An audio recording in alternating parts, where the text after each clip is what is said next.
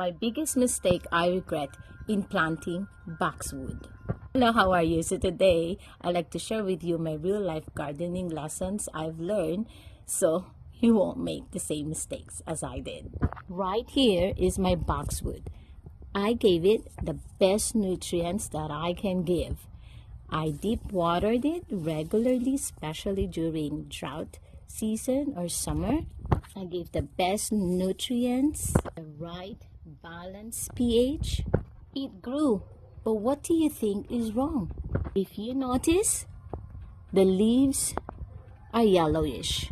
I thought after giving all those care and effort that it will thrive, but it grew, but it did not really reach its full potential of having this luscious and green foliage.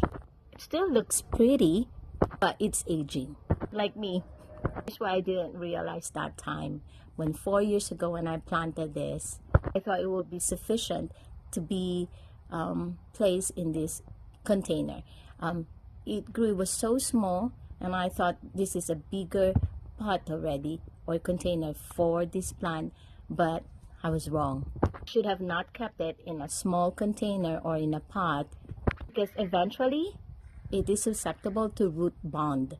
Then when it happens, the nutrients will not be absorbed properly by the plants. I'm not even sure if it has a fungal disease or a root rot, because right now it is in a small container. But as soon as there's a root bond, it means to say that the roots start circling and eventually will choke the plant. Having said that, I will have an insufficient irrigation. I'm frustrated, as well as my plant.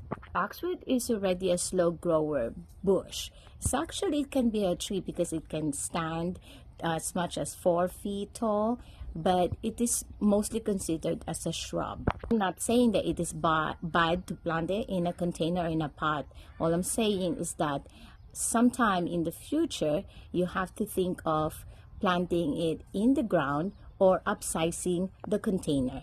When I planted this 4 years ago, I don't know better.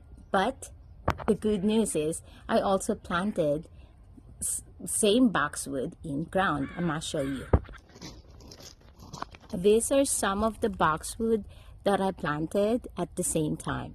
If you notice, they are not yellow. Their foliage looks so green. And this boxwood really grew so tall. Subscribe at Gardening with Nia.